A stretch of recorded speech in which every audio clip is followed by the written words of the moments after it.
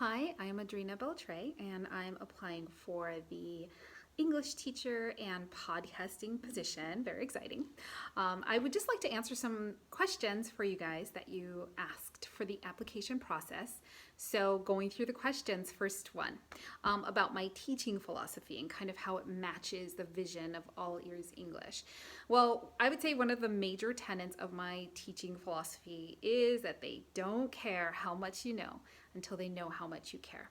And for me, this has been really important throughout my teaching career. And I think it aligns well with your vision of connecting people through learning English. Like as a teacher, I'm intentional about making sure that I'm forming a relationship with my students because I learned early on that connection is everything and that my students learned so much better when we were able to have an honest connection, whether it was through talking about something we both enjoyed doing or whether it was talking about food, like whatever it is, to make like that honest connection just made such a difference in their, honestly, their willingness to learn, but even their ability to learn. So that's kind of like part of my teaching philosophy, and I think it really does align with you guys' vision and beliefs for All Ears English. Three characteristics that describe me and what I'll bring to the show. First, I am a quick thinker. I've been a teacher for a while, and as a teacher, a classroom teacher, I was a classroom teacher for 10 years. So you definitely have to think on your feet, and so I'm a very quick thinker, and I improvise very well.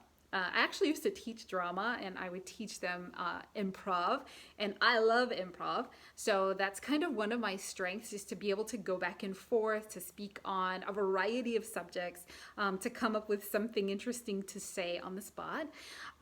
Also, I consider myself a witty person. I consider myself to be very funny, I think. And so I think I would bring that to the show. And I think having kind of that lighthearted element is always really important when you're speaking to people, and being able to let them feel your enthusiasm and your joy, even though they're only listening. That's like super important. And I think I could bring that. And then also compassion for foreign language learners. Like I have studied several foreign languages. I'm fluent in Spanish. I speak some Portuguese. I speak some Chinese. So I get it. Like I totally understand how it feels to be kind of frustrated because you don't understand it, or you really want to be able to express something. So I can bring that compassion for people who are in the process of learning. And then I think that I could bring authenticity to the show, excitement, creativity. I am a West Coast girl. I'm from Hawaii, so I can bring kind of more the West Coast perspective. I've heard you guys talking about the fact that you guys are from the East Coast. So I can bring kind of like a little bit of a different perspective maybe to the podcast. And then another question I saw was, how does a position fit within your career trajectory, and what are the most important skills you hope to gain?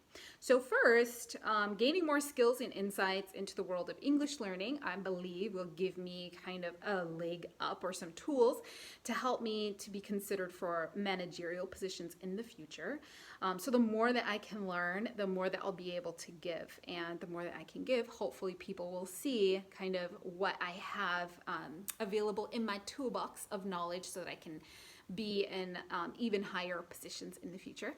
And then I am super interested in podcasting. I'm a little bit obsessed with podcasts. Like I have so many that I listen to, and there are like a variety of different subjects of podcasts that I listen to. I listen to a lot, but I listen to them like all day as I'm doing things.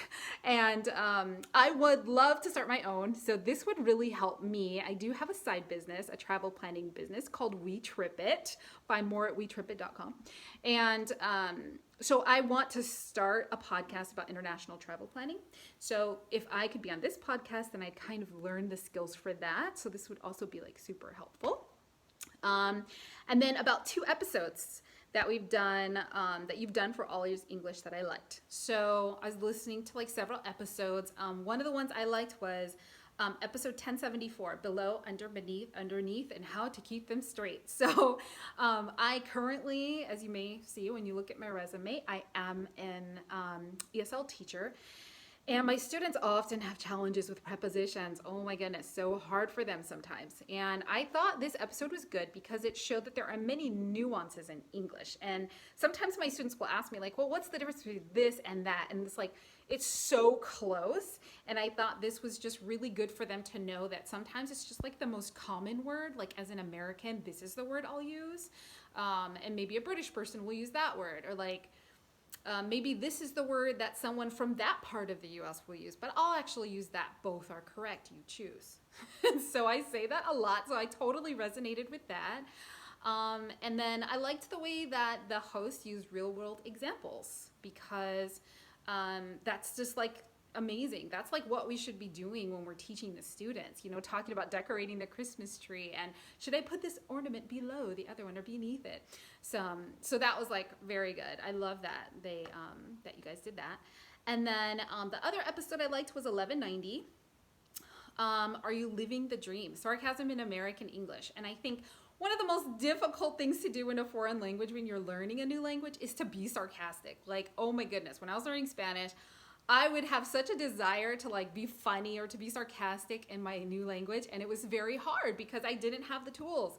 So yeah, it was just like being able to do that was super important for me. So I totally agreed with that part of the lesson and thought that it was a really good point. And I like the teaching strategy of connecting to a situation to understand whether something is meant to be sarcastic.